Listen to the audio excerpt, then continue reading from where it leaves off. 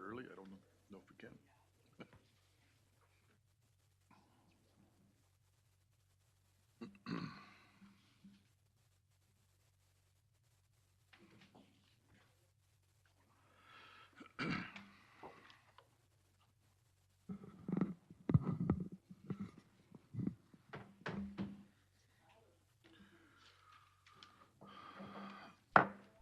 Okay, it is 6 p.m. and I'll call the meeting to order. Just a few housekeeping items here. I would ask that everybody silence their electronic devices. If you need to take a call, please step out in the hall to do so. Just remind everybody that all comments and testimony tonight should be directed to myself as the chair. And all persons that are going to testify tonight, be prepared to state your name and your address for the record. As Shelley indicated, if you are here and you would like to testify on an item, please submit a card with your name, number and name. We're not hearing you real well. Oh, Is yours on? I got a big green light here. Is that better? I gotta be closer to it? Sorry. Okay. So yes, if you are here to testify, please fill out a speaker card. I will read the applicant request, and that will be the opening of the public hearing for that agenda item. While I'm reading that request, the applicant or the representative should come forward and have a seat in front of the commission by the microphone. I think, again, Shelley talked through some of that. Environmental staff will review the staff report and any correspondence that has been received. The applicant or representative will again state their name and will be able to provide input after staff has a chance to share their information. The commission will discuss a request, ask questions of either the staff or the applicant. Upon completion of the commission questions, I will ask if there's anyone in the audience wishing to speak. If there is, I will ask that person to fill out the speaker card. Talked about that like 3 times now. And you will be able to give your testimony. Once all testimony is complete, the commission members, I will ask the commission members for a motion to close the public hearing, and no further input will be taken once the public hearing is closed, unless recognized by the chair or if one of the commission members is seeking clarification. The commission will review and discuss the findings of fact. The findings are a series of questions that the commission is required to answer based on Minnesota statute and the requirements of the ordinance. And with that, I would like to perform a roll call of the Planning Commission members. District 1, Cindy? Here. District 2 is myself, Dave Benford here. District 3, Greg is excused absence tonight. District 4? Here. District 5? Present. At large, Rich? Rich Blankish here. And at large, Angie. Present. Ex officio is Commissioner Persky. Here. Very good. All right. With that, let's please stand and recite the pledge. I pledge allegiance to the flag of the United States of America and to the republic for which it stands, one nation, under God, indivisible, with liberty and justice for all. Thank you.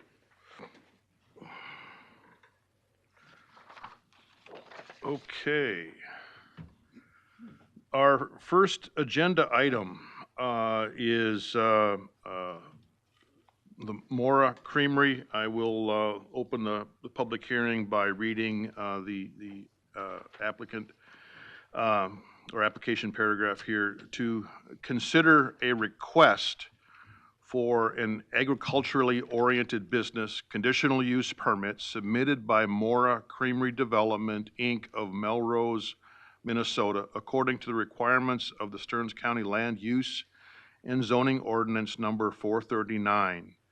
Section 6.6 requires a conditional use permit for feedlots that are agriculturally oriented businesses proposing changes to their facility.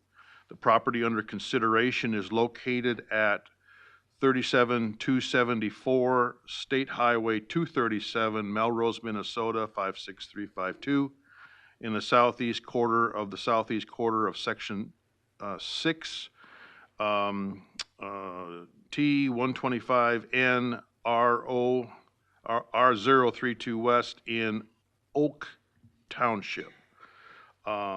Members who visited the site, I did. Cindy? Yes, I did. Greg is not here. Dave? Yes. Leroy? Yes.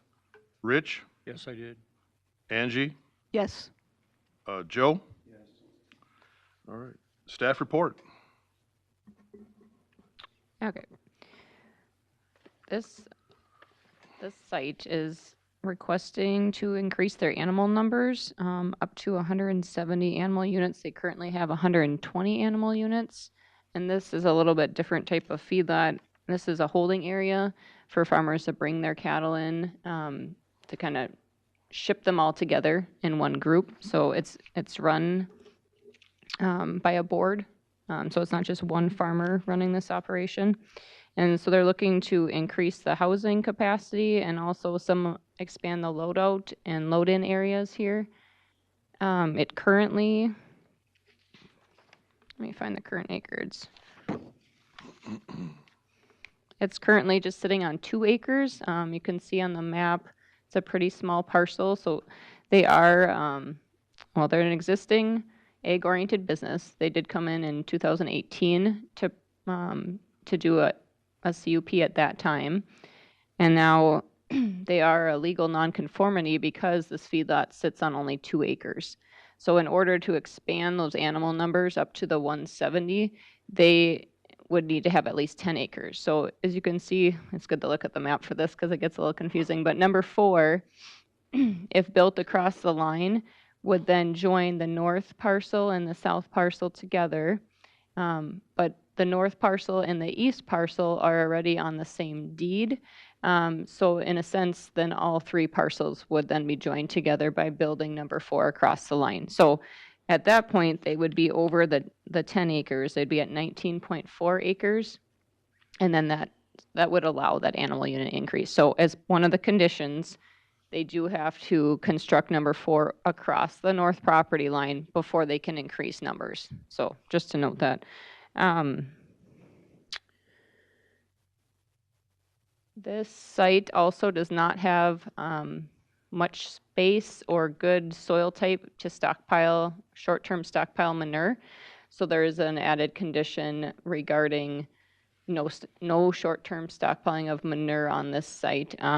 They do have an agreement with Flipson's Trucking to transfer all their manure during cleanout to that operator to be hauled out. So that's their current plan or manure management plan for the site.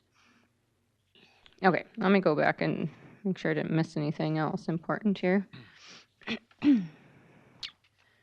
I was out on the site back on March 11th, 2026 to do an inspection.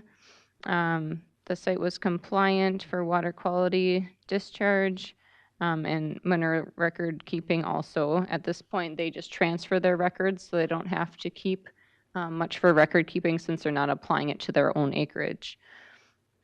They just have the one sign, or they had a one sign that they might be replacing that's no longer there. One driveway, a few parking spots, and this is just getting into the ag-oriented part. They have to have enough parking for workers there, and accessibility also. Their application received on April 10th, 2026. Okay, and then as far as the buildings being proposed, Number 3 would be expanding the animal holding area. Number 4 is one of the load-in, load-out areas, as well as number 5 to the far west. Number 6 and number 7, those were existing like load-out areas where they were moving cattle, and they did put roofs over those without a permit, so we're getting those added to this current permit, so they will be covered. So that's noted in the bullet points here also. There are 26 residences, 11 feedlots within 1 mile. The nearest residence is 1,362 feet to the west of the existing feedlot. No valid complaints. I did not receive any correspondence regarding this request, and the Feedlot Review Committee did recommend approval with the conditions that I had talked about that we added. So there's the typical ones that we have, that they have to construct according to the plans and specifications, and then they should contact us within 3 days of construction to schedule a post-construction. But then we added the 2 that I mentioned before about number 4 being built across the line prior to stocking, and then also no short-term stockpiling of manure, it should say. Yeah, and if you guys do recommend, if the board recommends approval, this would go before the county board on June 9th. Is there anything else you guys have questions on?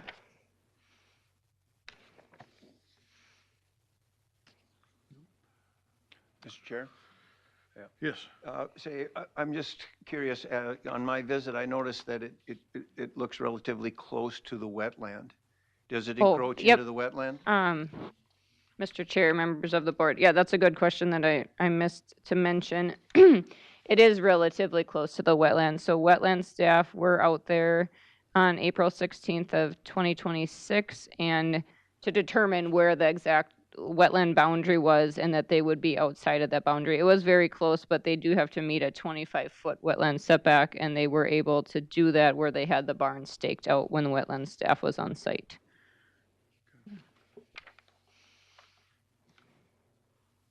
Okay. Applicant, I believe Owen Burnt is on virtual on behalf of Mora Creamery. Owen, can you hear us okay? I think you're on mute. Yeah, it's not. Are you able to hear us, Owen? Oh, there we go.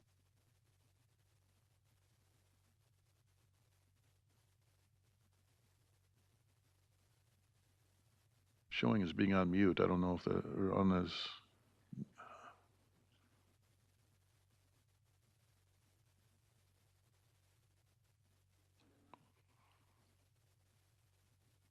Try to hit the space bar. Computer.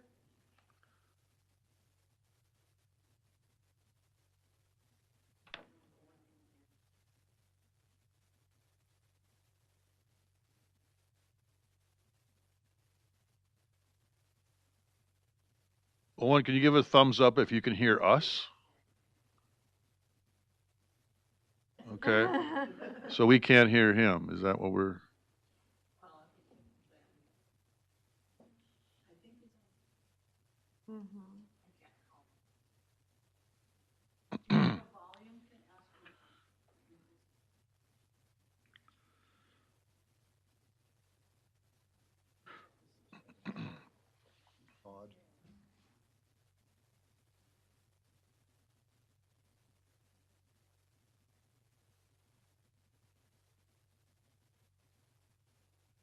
Good call, Ian.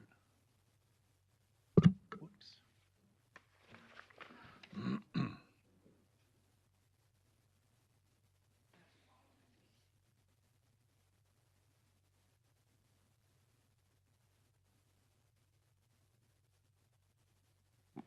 The good news is we can call him, then we'll see him and have him on a phone. Okay. Technology, it works in many ways. And then we'll just put it up there. Yep. But he can hear us, so that's good. Yeah. Okay, I'm just gonna put you up to the microphone here with my phone. Okay, thanks. Oh, it's okay. Okay, can you state your name and address for the record, Owen? Yeah, Owen Barrett. My residence is 46998 380th Street, Sauk Center. And Owen, could you just state your position with Mora Creamery? I am the chairman of the board. Thank you. I hope you were able to hear the staff report. Is there anything that you would like to add to what the staff shared? I have been talking with Ross out of NRCS. Trying to get an appointment where we can. I wonder if we have him. We got some feedback, Owen. I wonder if we're hearing him now on his. I think it's his computer. Yeah, can he hit mute on his computer? Maybe hit mute or maybe turn your computer's volume down because we're hearing, I think, your computer on your phone. And so it's giving us There, yeah. that should work. Okay, Okay. thank you. Okay, better? now we got it. Now we got it. Okay, something worked. Like I stated, I have been talking with. I'm getting that again. I've been talking with Ross. You want to fix that, please? Okay. We are definitely want to go forward with the idea of building a stacking slab. So as soon as we can get our schedules to match, we will be going forward with getting the permits and having one of those put on site.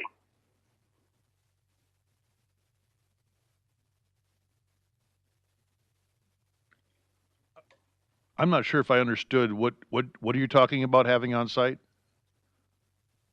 What they call a stacking slab. It's a, Mr. Chair, members of the Okay, board, it's a all right. permanent manure stockpiling, like a concrete. Okay. Yep. I could not hear. So they wouldn't have to worry about transferring the manure as quickly when Okay. they clean out. Yep. All right, very good. Mr. Chair, and then with regards to the wetland, is there a setback from the wetland that stacking would have to be set? Yeah, Mr. Chair, members of the board, it would be the same 25-foot setback to a to a manure stockpiling building. Typically, they put roofs over those now, so they wouldn't have to worry about the The runoff. runoff, yeah. Mhm. Okay. Oh, sorry. And Mr. Chair, members of the board, also they would have to come back in for another conditional use permit or egg-oriented business permit to add that structure on. So they would come before the board again.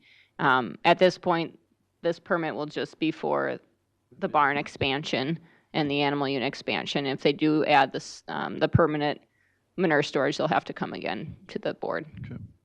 Very good. Was there any correspondence received regarding this application? Okay, hearing none. Commission, questions for staff or the applicant? I do have a question for Mr. Alban and for staff regarding the short-term stockpile. How is that going to be handled with, is it Philston or Philston Trucking? And how quickly will they come and pick up the stockpiles and remove? Oh, and I'll let you try to answer that one. We do have skid loader on site. So Steve, the barn manager, coordinates with them for timing. So Are we we're going to talking- clean the barn. They just come through, gets direct loaded and leaves. Will that be within 24 hours? Yeah, to my understanding, yes. I would like that to be confirmed as one of the conditions that the short-term stockpiling is no longer than, I guess, 24 hours. It's immediate removal. That would be correct. Other questions? Mr. Chair, Angie, though, with that, if any work's done on Friday, then do we want to say within the workday? I don't know if that's an issue or not. And that's really environmentally driven, right? Yeah. So because of the wetlands and Yeah. actually because of the runoff and I would say infiltration, right? I'm assuming those soils are sandy and the infiltration and pollution of the groundwater is high. So Mr. Owen, how would we, how do you propose to handle that situation so we really don't compromise? Like I said, Steve contacts Flipson Trucking directly. He's the barn manager. And they coordinate a time. So when he cleans the barn, he'll have it piled in the building. They show up, it just gets loaded straight to the truck. And they're available any working hours, right, during holidays and so forth because of the sensitivity of the environment? The Filson trucking, somebody's on call, right? Yeah, well, typically weekdays, we just don't clean the barn on weekends. Maybe that's a solution then. No cleaning in ahead of a long weekend or holiday. So it's kind of time during the period where you can have that removed within 24 hours. Would that be reasonable? Yep.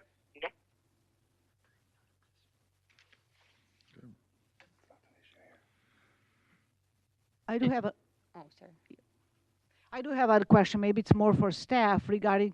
So just for me, for my understanding, once the structure number 4 is built, does that automatically kind of mean that all 3 parcels are now kind of? So I'm assuming then the county will take on its own responsibility to register that as one parcel, correct? Eventually from 2 to 19.4 acres. Mr. Chair, the parcels wouldn't necessarily be on the same deed, but they could not be, the animal units that we're looking, or the animal unit density that we're looking at per ordinance is looking at them as combined. Because they would not be able to sell that northwest parcel because the barn is over the line. And so we look at it per ordinance as combined. So the tax statement may not show the same thing, but per ordinance, it's combined. I understand. So it will not be registered necessarily, but because the building crosses, right? Now they're all combined, and the eastern parcel it's already on the same deed as the northern one. So. Correct. Yeah. Okay. Thank you. Mr. Chair? Yes. Yeah, and Angie, I was going to ask this similar question. Is there any reason, or would there be any thought about replatting or just doing a survey so that that parcel then becomes separate and it's available for sale, and should somebody want to buy it, or there's another change of ownership, as opposed to having that small annex piece of the building, occupy that piece?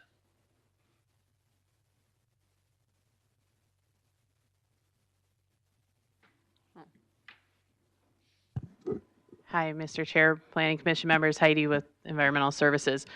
In these situations, they would have the option to request the auditor's office bunch their parcels and get just one tax statement, so that it would all become one 19-acre parcel. They can just request the auditor's office to do that once their taxes for the year have been paid in full. Then if they ever wanted to undo it, we would have to review that and approve it before they could undo it. So in this case, we would say, no, you can't because of all your feedlot stuff. Or if they didn't want to bunch it all into one parcel number, we can also ask the auditor's office to flag each parcel and say one can't be sold without the other two. And so we see that on tax statements regularly with combined parcels too. So they would have those couple options, so that would flag it. If they did ever try to sell one, that would get flagged and it wouldn't go through. Would flagging be a reasonable option for the property owner and? Yeah, we've had that for similar situations where we've just asked the auditor's office, put a do not sell separately from, and then it lists the other parcel numbers. We have that a lot in shoreland for substandard lots, and that can't be sold separately. So that's pretty common. Mr. Chair? Yes. Then, is that something we could put down as a condition? Or we could just do it. Yeah, we can just do it tomorrow. Yeah. We just have to shoot an email to the auditor's office and they'll flag it. Okay. Mr. Owens, any concerns on your end with this?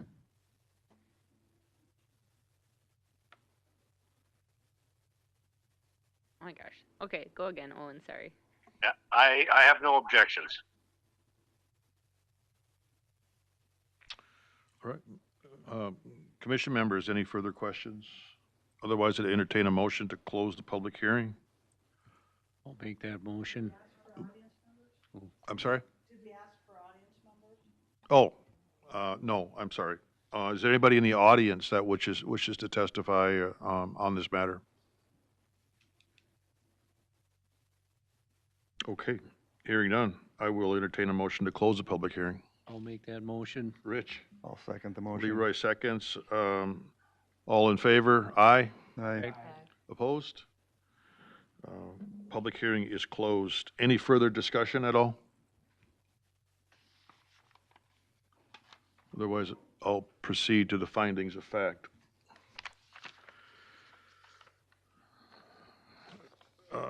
Yeah, number one, is the proposal consistent with the Stearns County zoning ordinance number 439? Please specify all performance standards that apply. Mr. Chair, it does comply with the Stearns County zoning ordinance 439, sections 4.8, 4.14, 6.6, and 9.2. Thank you. Number two, is there an environmental assessment worksheet, EAW, environmental impact statement, national pollution discharge elimination system, state disposal system, or other permit required for this facility? Mr. Chair, none is required at this time. Thank you. Does the proposal conform to the goals and objectives of the county's comprehensive land use plan? Please specify the appropriate sections. Yeah, Mr. Chair, it does confirm or it's consistent with agricultural pillar goals. For example, Objective 1, support agriculture as desirable land use for the long term and facilitate diversification of the county's agricultural economy. Objective 3, retain areas with highly valued agricultural land or economically valuable animal agricultural operations. Objective 4, strive for and support higher farm profitability and family farm stability. And Objective 5, strengthen and retain areas of highly valued agricultural land or economically viable animal agricultural operations. That's just a pillar for agricultural use, I will leave. Awesome. Thank you, Angie. Item 4, will the site configuration, number, and type of animals at this site and prevailing wind conditions impact any of the following areas? Traffic, public safety, schools, or other impacts? Please specify. Mr. Chair, there might be a slight uptick in the traffic because they'll be able to handle more animals. Public safety wise, that would be impacted very slightly, again, because of the traffic for the moving of the animals in and out. With schools, parks, and churches, the site is quite a ways away from those. So I'd say that would be minimal to none. And I can't think of any other impacts. Thank you, Rich. Has information been provided regarding the impact to property values in the area as a result of the proposal? Mr. Chair, nothing has been provided regarding property values. It's been there a long time. I would think that it would be minimal. Item number 6, have all recommendations from the Feedlot Review Committee and feedlot staff been reviewed?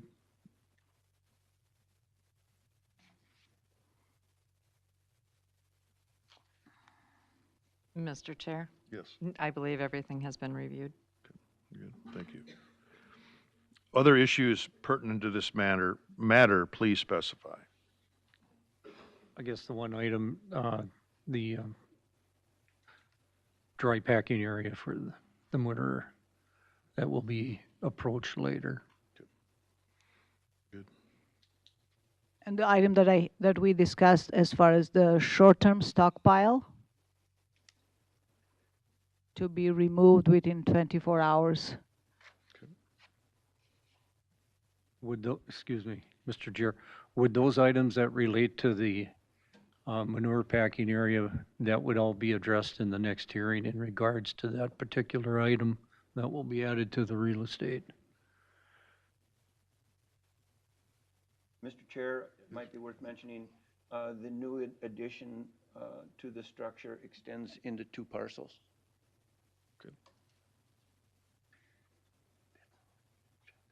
Good. And I would just like to add, Mr. Chair, unlike most animal feedlots, this site will be used kind of as a holding area. People will bring animals there to be loaded on a truck to hauled off to market. There really won't be any animals on site for any length of time. Yes. Thank you for clarifying that. All right. Members of the commission, I would entertain a motion to approve or deny the applicant request. Mr. Chair, I will move to approve the request, recommend approval of the request with the 4 conditions that are listed, one of them being no short-term stockpiling allowed on these parcels. So I think that takes care of a lot of concerns that were brought up earlier. Mr. Chair, can we amend that to no short-term manure stockpiling? Sure. All right. Motion's been made by Leroy with conditions. Is there a second? I will second that. Rich, second. Any further discussion? Hearing none, all in favor of the motion signify by saying aye. Aye. Opposed, same sign. Hearing none, the motion or the applicant is approved. The Planning Commission is a recommending body to the county board, and any motion related to the conditional use permit should be made in that context. I believe this would go to the county board in the June meeting. I don't have the date in front of me. June 9th? Okay, very good. All right. Mr. Owens, you. I just Thank want to you, say, Owen. Mr. Owens, I just want to say we appreciate the business. We, support the ag community, but we always make sure that things are done appropriately. So good luck with the process.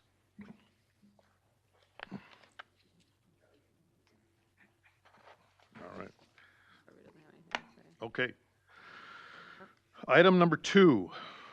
Sorry. And this would be applicant Mike McAndrews, I believe is attending in person. If you want to make your way forward, that would be great. Please collect any speaker card requests also. I'll read the applicant request here. To consider a request excuse me, for a conditional use permit submitted by McAndrews Farm Family LTD Limited Partnership, Sauk Center, Minnesota, according to the requirements of the Stearns County Land Use and Zoning Ordinance number 439, section 6.8 requires a conditional use permit for feedlots with 700 animal units or more that are proposing changes. The property under consideration is located at 41887 County Road 28, Sauk Center, Minnesota 56378, in the southwest corner of the northeast quarter of Section 8 in Getty Township. Members of the commission that visited the site, I did. Cindy? Yes, I did. Dave? Yes. Leroy? Yes. Rich? Yes. Angie? Yes. And Joe? Yes. Okay. Staff report. Amber? Okay, Mr. Chair, members of the board. This site is requesting to expand their current feedlot. They're looking at adding 2 barns. Number 20, sorry, hopefully you can hear me, sorry. Number 20 would be to house calves. They would be eliminating the current calf hutches. And number 19 would be to house more cattle or dry cows. This site was originally registered back in April of 2000 for 113 animal units, and it's remained registered and grandfathered in since. On June 26, 2025, we re-registered the site for 755 animal units. Excuse me. The applicant re-registered themselves on the online system for the 755, which is over the current permitted number of animal units. So that then triggered a permit on our end. So this is why they were currently registered for the 690. So I just want to clarify this. They were permitted and registered through the county for the 690 animal units. The online system, they registered for the 755, which now they need a conditional use permit for the expansion over 700 animal units. So that's the need that's what triggers the need because of the barns and also the animal unit increase for the conditional use permit. I was out there on April 16th, 2026 to inspect this feedlot. It was compliant for water quality discharge standards. Since I was out, I did receive land application manure records. I reviewed them this past week. They did have records, but the current manure analysis wasn't meeting the standards, so they'll have to submit a new one, just a more updated test of their manure.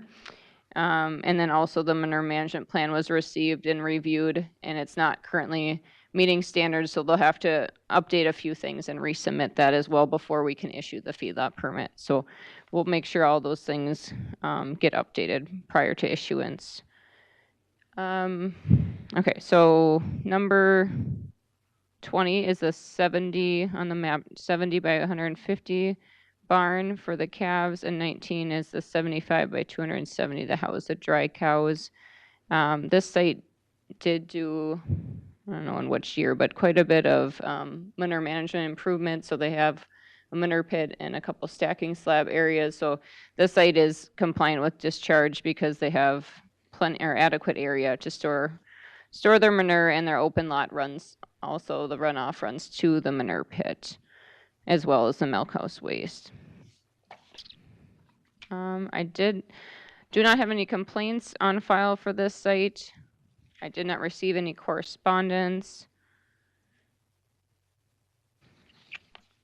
And then as far as feedlot review committee, they did meet and recommend approval. There was no added conditions besides the 2 typical conditions that we put on these. And if it is approved, it would go to county board on June 9th, the same as the Mora application. Is there any questions? Okay, we'll get back to that one. Applicant, I'm sorry, I was so used to looking over there. I see you're sitting right there. That's cool. Could you state your name and address, please? My name's Michael McAndrews. Live at 41889 County Road 28, Sauk Center, Minnesota. Yeah. Okay. Very good, thank you. Is there anything that you would like to add to the staff report? The only thing is that she flip-flopped the calf barn's the one out front, and then the dry cow barn's next to freestall barn. But other than that, no. Okay, very good. Let's see. Is there anybody in the audience that would like to comment on this request? Anybody here wish to comment? Going once, going twice? Okay. Were there any correspondence received, staff, regarding this? None? Okay. Commission members, questions for staff or the applicant?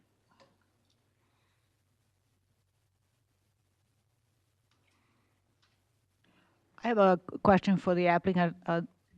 Just to estimate on a revision to the manure management plan.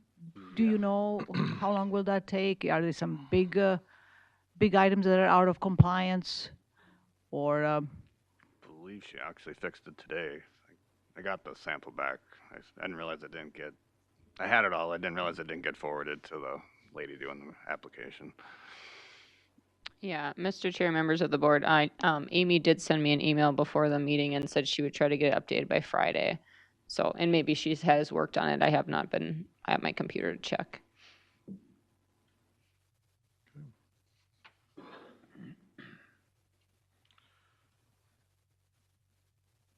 Any other questions?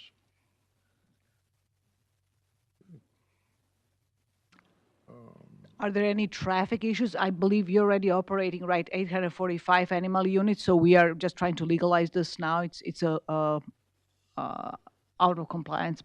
We have on a county road, I'm assuming that's regional road, and there are no issues with the traffic. You don't expect any higher traffic than you have right now, correct? No, it shouldn't be any more than we're doing now. Actually, it might be less animals coming and going. Okay. With no public comment or commission questions, I would entertain a motion to close the public hearing. Mr. Chair, I'll make that motion. Rich, is there a second? I'll second the motion. Leroy, any further discussion on the motion to close? Hearing none, all in favor, aye. Aye. Opposed? Public hearing is closed. Any further discussion that the board would like to have at this time? Otherwise, I'll move to findings of fact.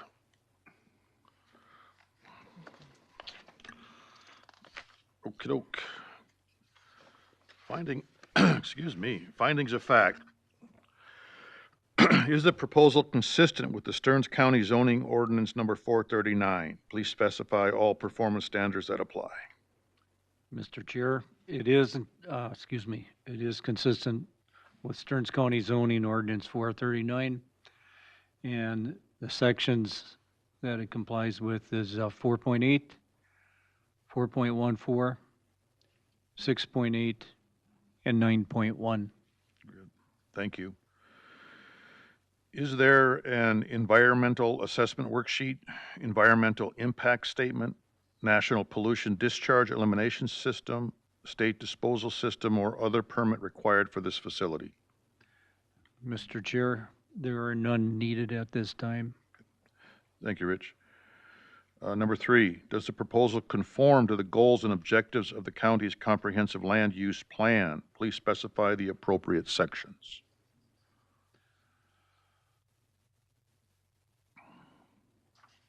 Mr. Chair, I think it does under agricultural pillar goals.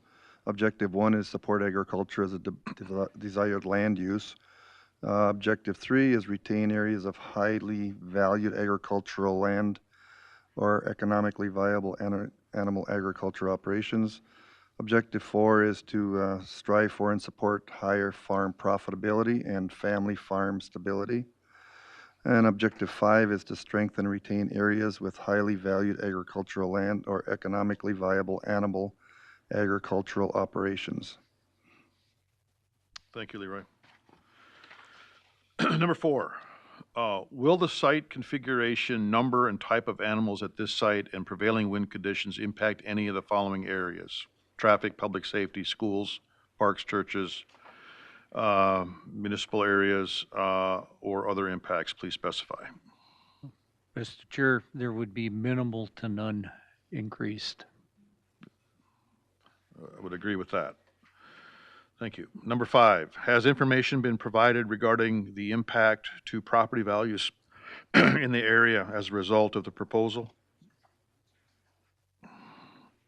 Mr. Chair, we have not received any information in regards to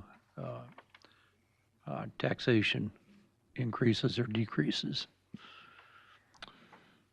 Very good. Number 6, have all recommendations from the Feedlot Review Committee and feedlot staff been reviewed?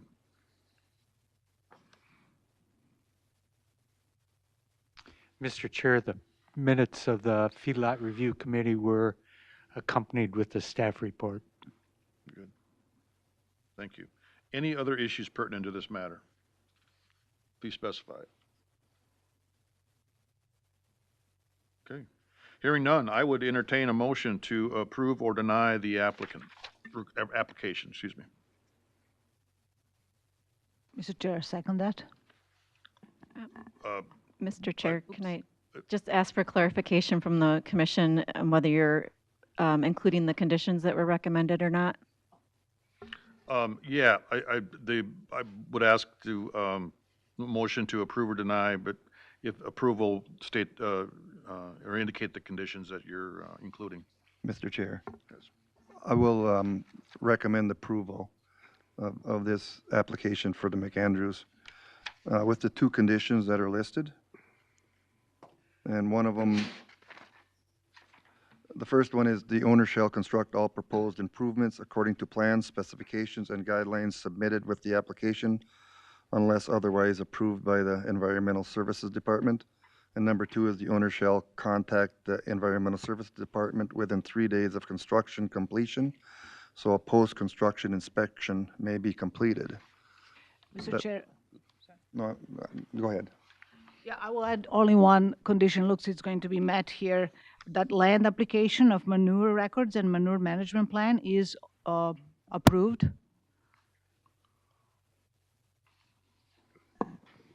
Sorry, can you clarify?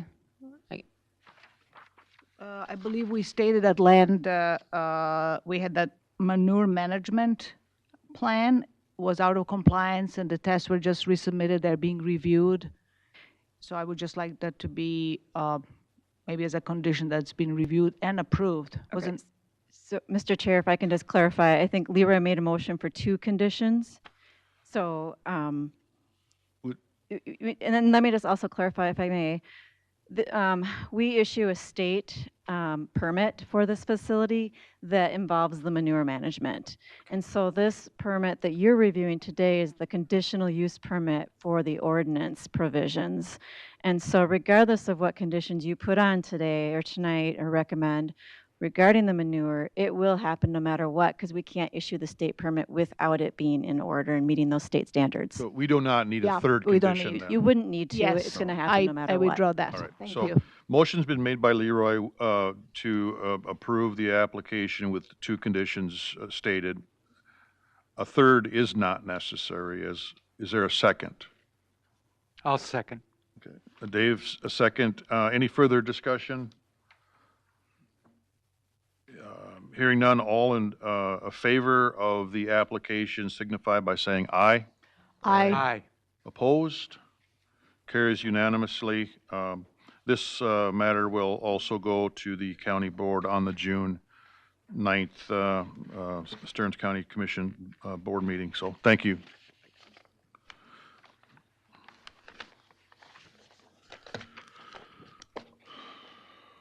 Okay. Just for the record, agenda item number 3 that was on the agenda has been withdrawn. So we will move on to agenda item number 4, and I believe the applicants are present. If they could make their way to the front, I will read the request. To consider a rezoning request submitted by Keith and Cindy, and I'm sorry, could you state your name for me? Lochnikar. Lochnikar? Thank you. St. Joseph, Minnesota, according to section 4.10 of Stearns County Land Use and Zoning Ordinance number 439, to rezone approximately 30 acres from the agricultural 40 zoning district to the residential R10 zoning district.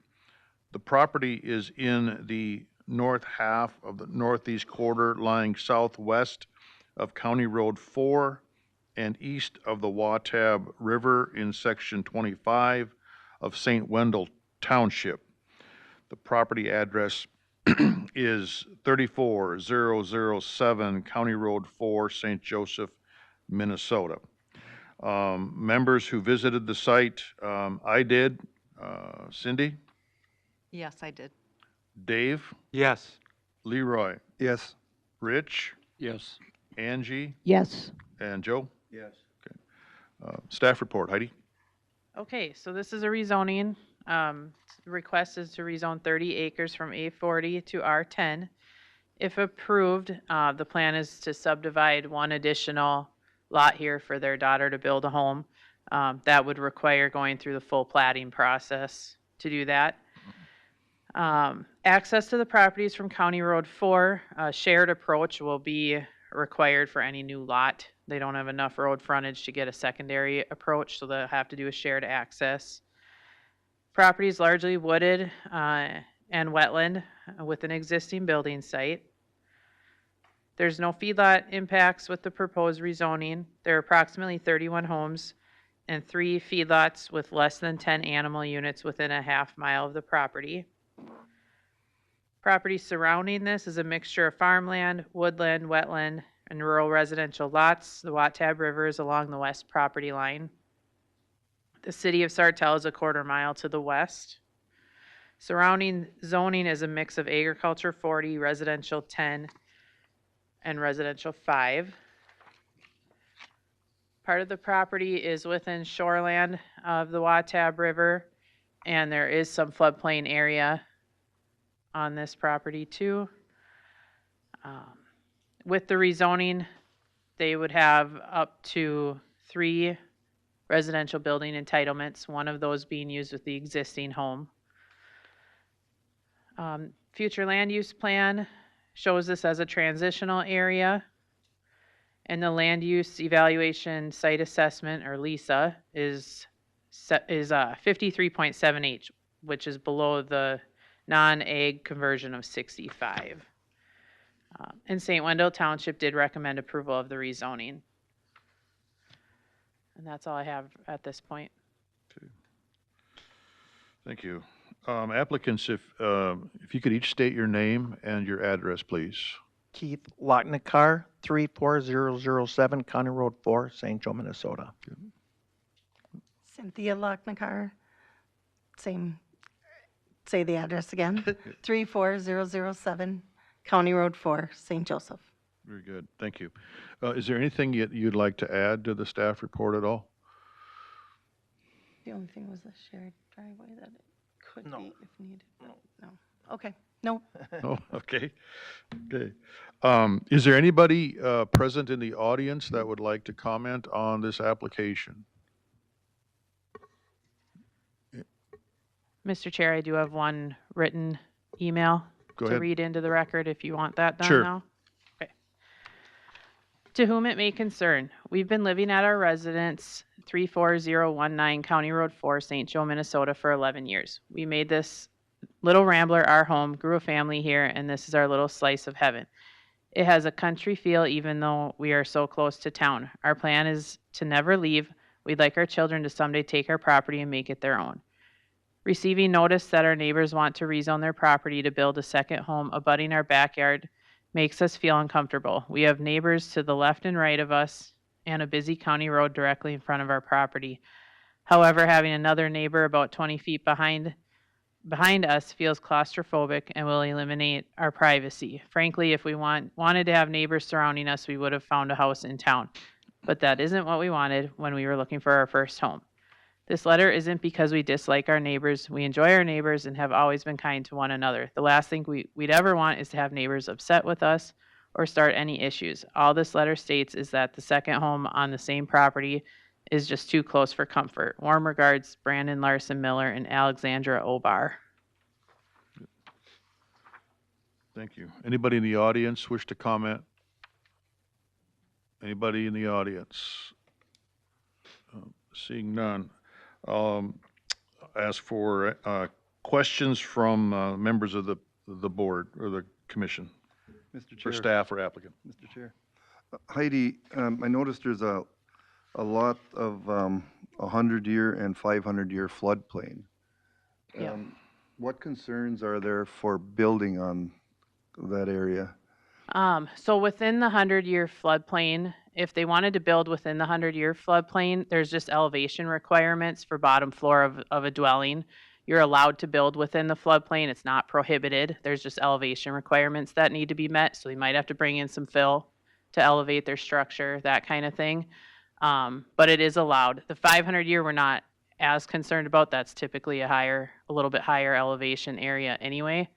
But yeah, there's just going to be elevation requirements for constructing any structures in those areas. Okay, thank you. One other question for the applicant. It was mentioned that there'll be a shared driveway. Where would that house be built, I guess? Which way from the driveway would it be branching off? Center of the driveway towards the, And then right there where she's, yeah, the house would get built right there. So center of the driveway, and they'd come in and go to the west of the shed, and it would be built in the backyard of the neighbors. Now, before I applied for this, I did talk to him and the other neighbor, and both of them had no problem with it. So that's why I went forward with it. Where is The- their house? Their house is right there. And the way I got the house designed, there's no windows that they can see their house. All of them look to the back and none to the front. It's all going to be a garage in front. So there'll probably be less activity there with the house than us because we garden there. So So another question, Mr. Chair, Yes. of the applicant. Just a little history for myself. How did you end up with such a big parcel and such a narrow road frontage? Was there some land sold off of that parcel at some point? we actually originally had 40 acres, and it actually spun around and went back on the other side of the river and And hit I- County Road and 4 hit County again. Road 4 again. And we split off 5 acres and sold that with R10. And then, like a year ago, 2 or years, 2 yeah. years ago, the neighbor, 2 houses down, wanted some land so he could run, he can have his kids run back there. And I sold him a parcel off to that. So that's how I ended up with the 30 acres. So you used to have a lot more road frontage, is that what I mean? No, no, Oh, no. We had a little more road frontage where it hit County Road 4 again on the other side of Up the on the river. north side. Okay, Yeah. further went north, up okay. there. Further, yes. Yeah. Okay. But this hasn't changed. No, That's that has always never been the changed. That's same. how it was originally purchased. Okay. Okay, Mr. Chair. Yes. Say, we're doing the rezoning here, and I mentioned there's room actually for 3 lots.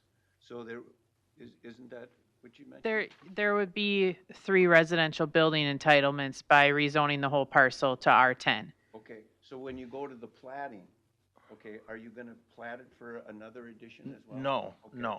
no. The whole ideal is to keep it all farmland. They want my, Woods. wooded yeah, land. no, farmland. I Farm. mean, hunting land. Hunting foot. We yeah, want to wooded. hunt it, and that's why we want to, my son-in-law loves hunting, and I understand that very well. okay. So it would stay as a 20 acre and a 10. We would not break that off again at all. That's why I was concerned, because it would be, they would be able to have 3. Yeah, there technically would be another building entitlement, whether there's actually, It would be very room tight. and upland and access for a third one. And Mr. Chair, on the site visit, was there another access to the east, or that No. we found, was there? Oh, you're talking off the County Road 4? Yes. Yeah, on the other side of the river, there was, and there is another building there now off the County Road 4. That was our original. But we sold that off.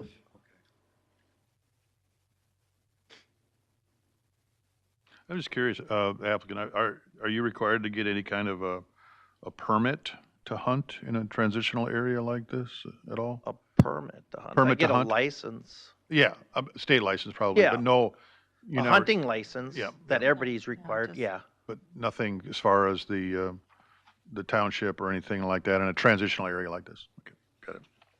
All right. Other questions?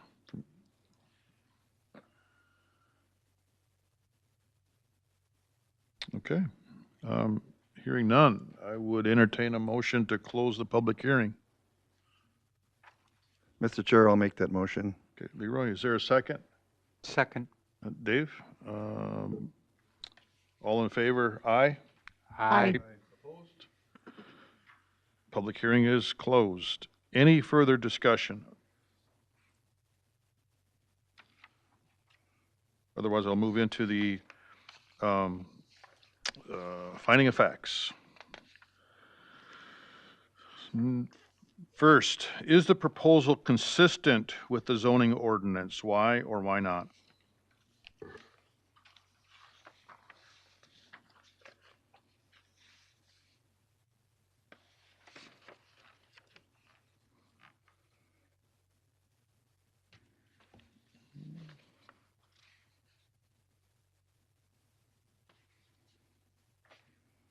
Mr. Chair, I think the proposal is consistent with the zoning ordinance. This is in a transitional area in the St. Wendell Township.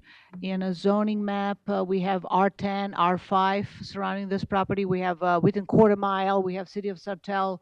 So this land use here will change in the next 20 years. I can see it be it more residential. So I think this is in line with that. Thank you. Number two, does the proposal conform to the comprehensive plan of the county? List applicable sections.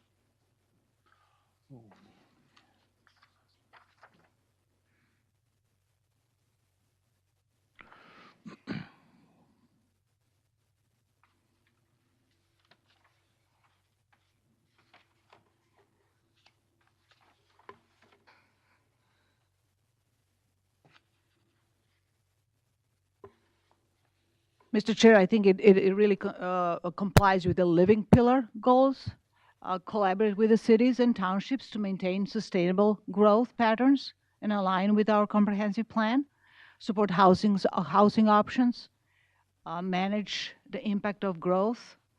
So it's this is again transition area, and we are talking about rural residential uses. Good, thank you. Number three, is the proposal compatible with the existing neighborhood? Why or why not?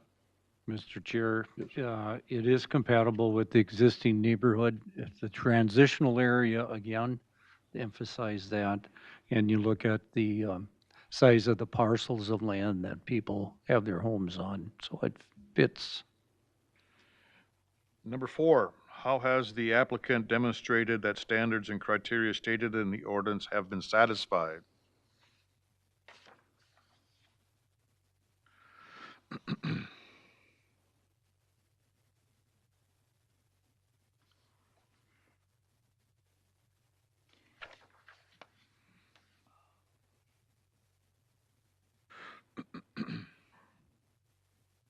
Mr. Chair, I think the applicants have supported that they're in, they will be following the criteria for rezoning. They will work with the staff, applying with the building permits. You will get that from the Stearns County. You will work with the staff on that. So I think they will follow all the rules and regulations of the comprehensive plan and ordinances that the Stearns County has. In addition, we have from the Township of St. Wendell in support of this. So again, with their zoning, it's in accordance with their zoning regulations as well. Thank you, Angie.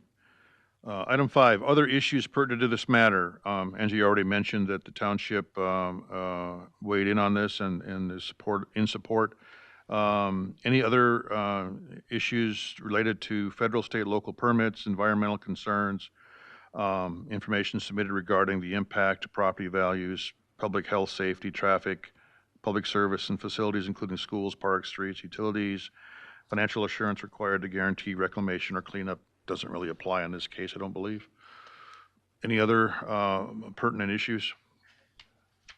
Mr. Chair, the only concern I have is, the shared driveway and, it's family right now, but in 20 or 30 or 40 years, it just seems like it's going to be one house on top of the other there. And I think it's a good place for the rezoning, but I just have kind of an issue with that and how that's going to shake out in 20 years.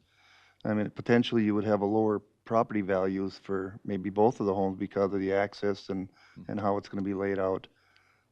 That's my only concern. Any other issues for the record? I will share the same concern with the shared driveway, especially if the 3 units are developed one day. How would that work? Does staff can shed, can you shed any light? I know this is not the situation we are talking about today. It's more of a maybe for educational purpose or kind of alleviate some of the concerns. Will that be then easements where people can? Correct.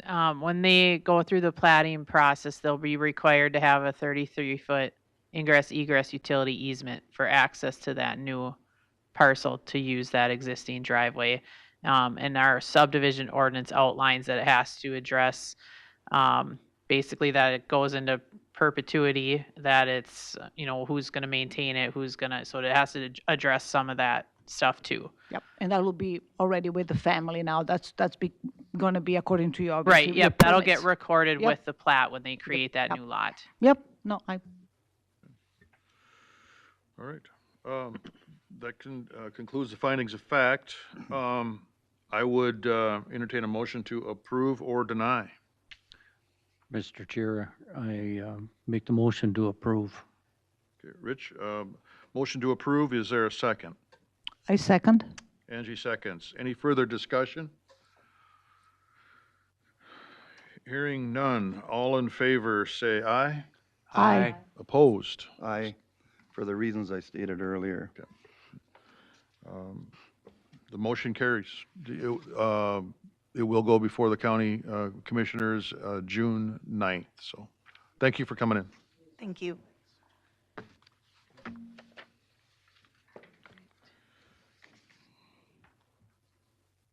Okay. All right. Next item is item number 5. Sam and Lisa, I believe, are present. If you could make your way to the front, please collect any speaker cards if you have, if any are there. I'll read the application paragraph. To consider a rezoning request submitted by Lisa Baker, Lisa Gilk, did I say that right? Avon, Minnesota, according to section 4.10 of Stearns County Land Use and Zoning Ordinance number 439, to rezone approximately 4 acres from residential R5 zoning to Ag 40 zoning, and to rezone approximately 1 acre from residential 5 zoning to residential R1 zoning. The property is in Lot 1, Block 1, Acres, lying southwest of County Road 9, in Section 9 of Avon Township. The property address is 36861 County Road 9, Avon, Minnesota.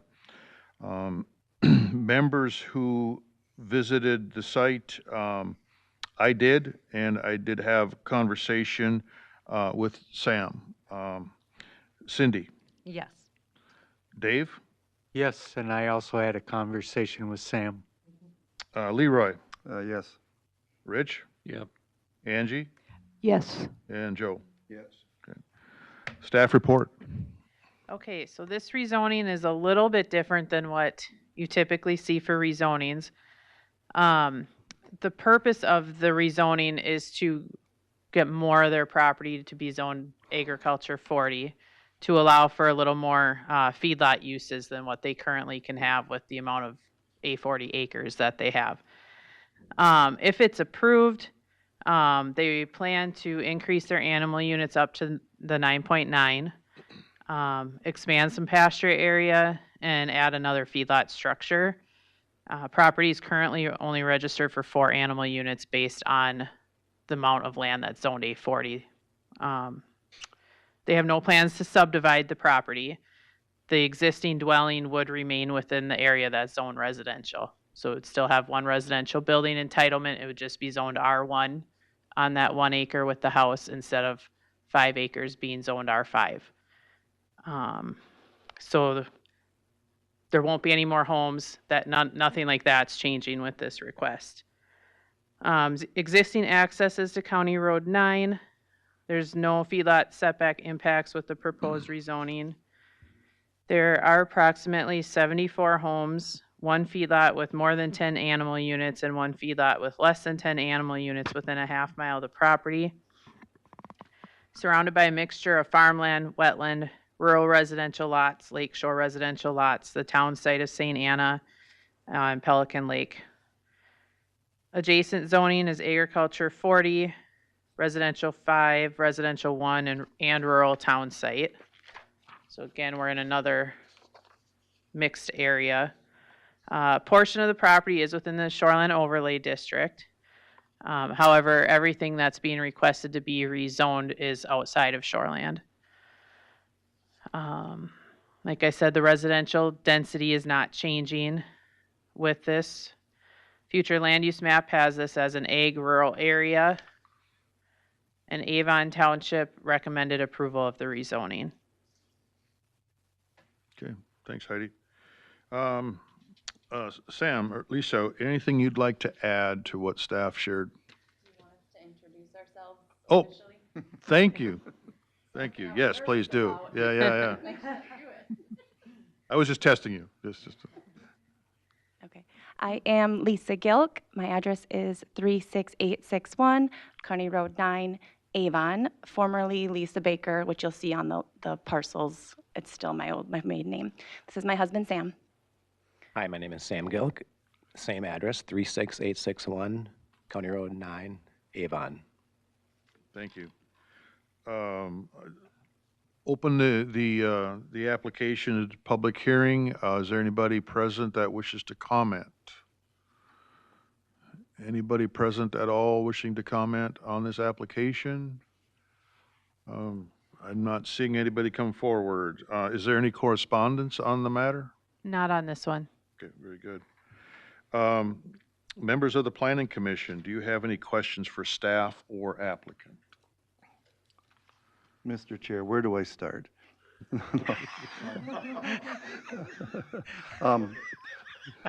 I know what they want to do, and it's commendable. I mean, Lisa started out with a 15-acre parcel that was not buildable when she bought it, and I don't know what it was, 8-10 years ago.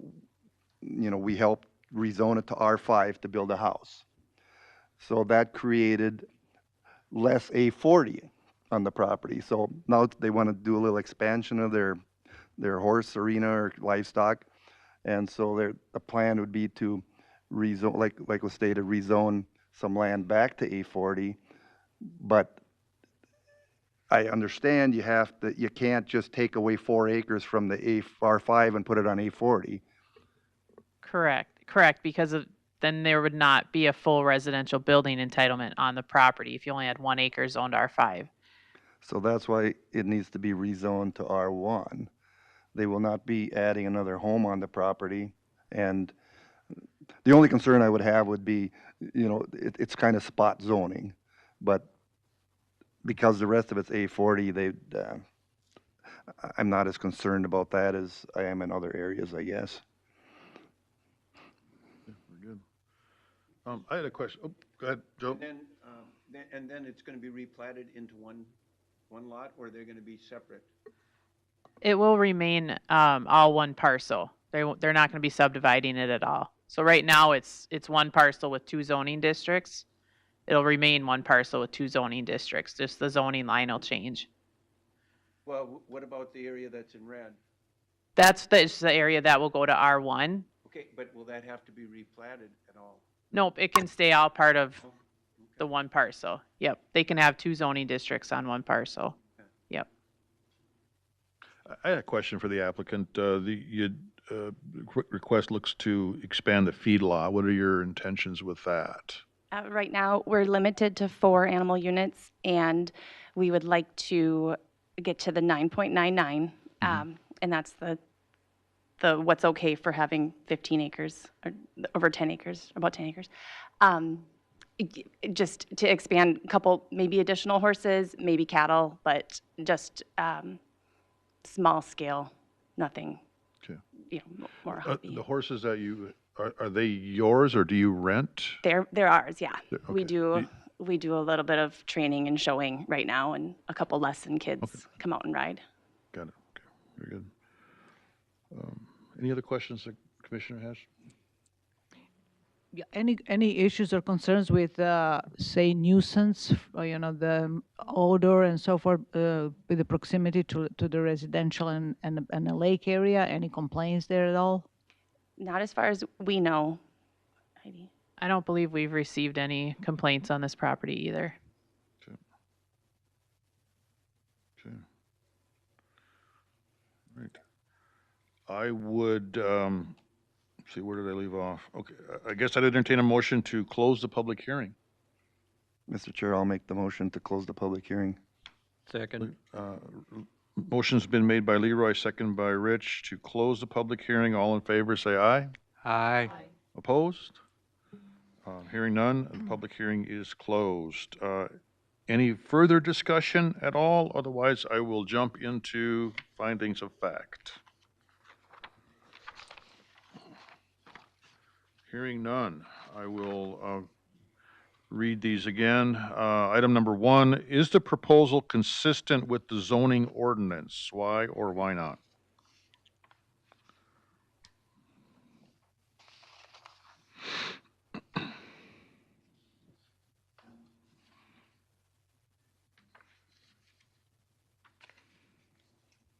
Mr. Chair, I think the proposal is consistent with the zoning ordinance. Adjacent zoning is already A40 to the east, southwest, and north. Right. Thank you. Number 2, does the proposal conform to the comprehensive plan of the county? List applicable sections.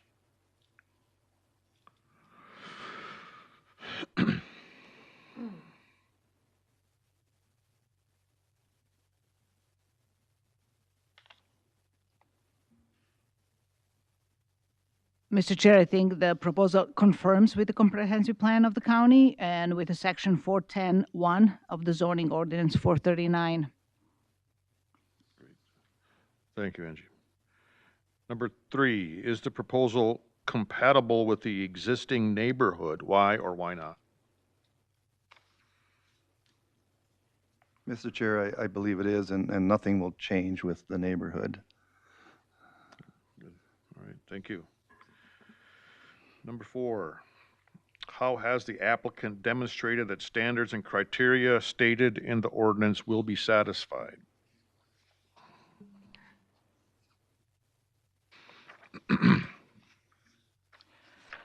Mr. Chair, I think the applicants are demonstrating by working with the county on all the regulations and permits as they move forward with rezoning and expanding of their feedlots. Good.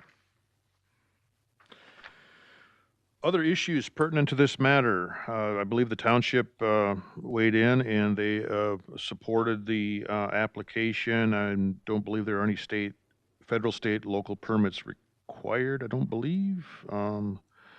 Environmental concerns, information submitted regarding the impact of property values in the area, public health, safety, traffic impacts, public service facilities, schools, public or streets, parks, utilities impact.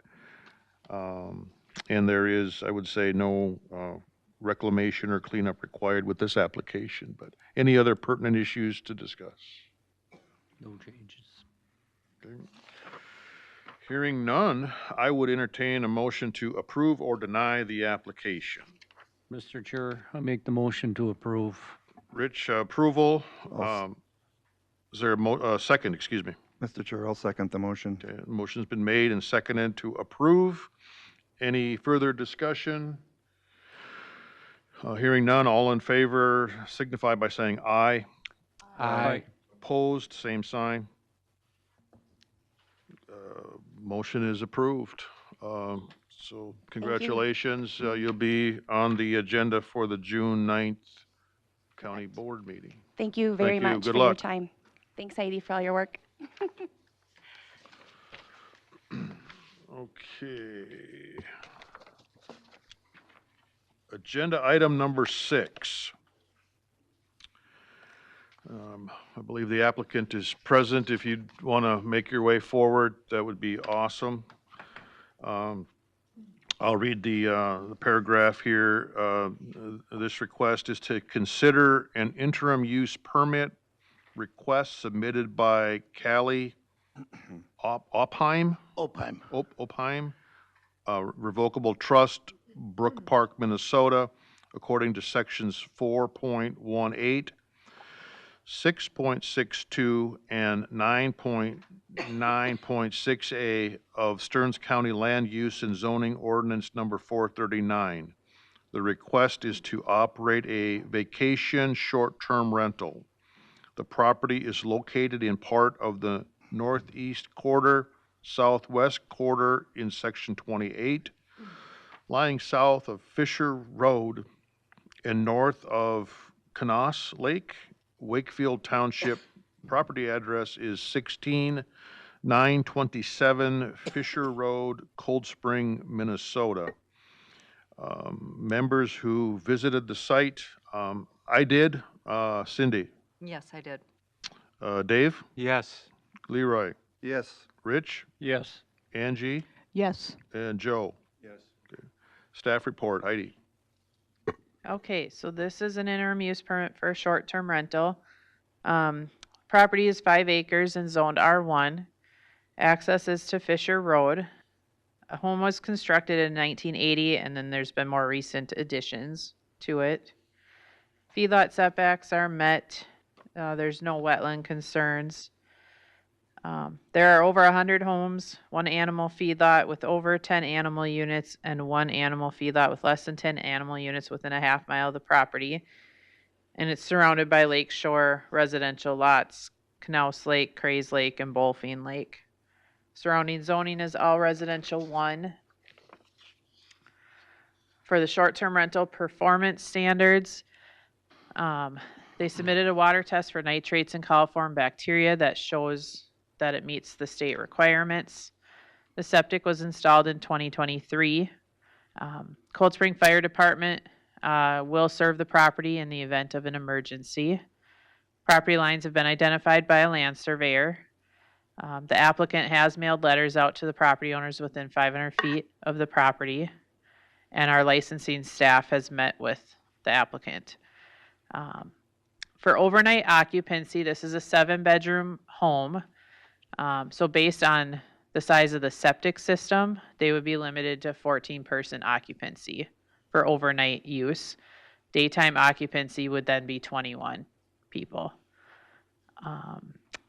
Let's see, they're not proposing to rent out an RV. No new screening or fencing is proposed. Noise levels have to meet the state noise standards. Let's see. Per ordinance, they need to keep records, detailed records of who's using the home, name, address, phone number, vehicle license number of all guests using the home. This IUP would be valid for 2 years from the date of issuance of the lodging license. There's no violations on the property. Quiet hours are from 10 p.m. to 7 a.m. Meets lot size requirements. 2 outdoor cameras are required. A swim at your own risk sign is required, and then a lodging license will be required. The comprehensive plan shows this in a concentrated development area. If this is recommended approval, staff has the following conditions. 1, the interim use permit would be valid for 2 years from the date of issuance of the lodging license. The maximum occupancy and advertising of the vacation private home rental shall be 14 persons. The applicant shall obtain a lodging license from Environmental Services prior to renting the home. Flow measurement readings and monitoring of the septic system shall be recorded monthly, and records shall be made available to the department upon request. The licensee shall keep a report detailing use of the home by recording at a minimum the name, address, phone number, and vehicle license number of all guests using the property. A copy of the report shall be provided to the department upon request. Post a sign in letters no less than 4 inches in height stating swim at your own risk at the water edge or on a dock. One United States Coast Guard approved type 4 throwable personal flotation device shall be conspicuously displayed on a booth, stall, and available for emergency response. Flotation device shall be serviced and maintained in accordance with the manufacturer's recommendations, and all local zoning requirements must be complied with prior to licensure. Thank you. Applicant, could you state your name and your current address, please? Yes, it's Donald Opheim, 2655 Quail Street, Brook Park, Minnesota, 55007. Okay, thank you. Is there anything that you'd like to add to the staff report at all? No, I don't think so. Okay, all right. Opening the public hearing, is there anybody here that wishes to comment on this application? Please come forward.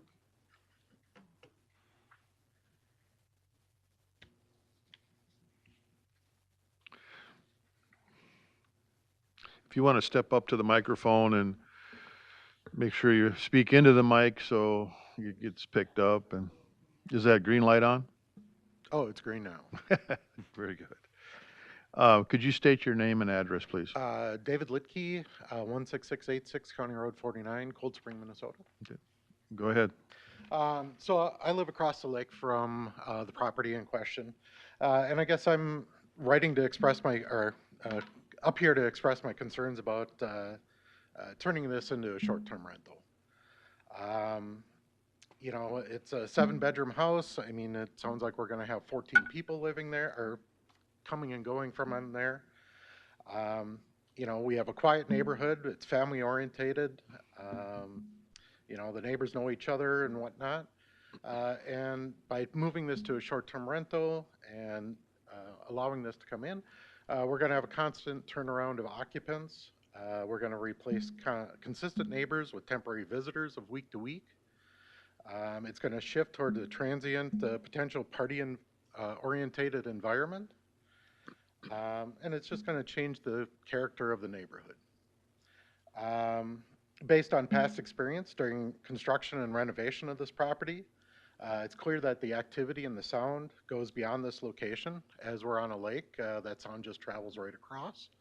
I mean, we heard all their construction noise. We heard all the activities that went on. We heard them when they were tearing down trees. I mean, all that came across to us.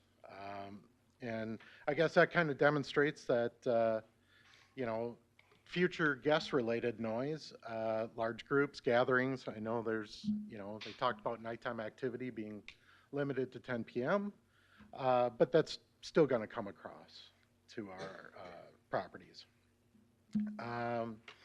You know, one thing that's already out there is, you know, the property already has what I would consider excessive lighting. The outdoor lighting currently illuminates beyond what I would consider to be residential use. It looks like a commercial or a security installation out there right now, which kind of reduces our enjoyment of the lake. When we're sitting down there by the lake at the fire, if we want to look up at the sky, you know, watch the northern lights, we're looking across at this, you know, bright yard and the yard lights out there. You know, and I would imagine that this is going to continue, and it's going to get possibly even worse as the location changes. You know, I think that it creates an imbalance. The property owner gets an economic benefit from all this, but us as the homeowners next to it, we got the increased noise, we got the loss of privacy, we got the disruption to the community, and a reduced quality of life.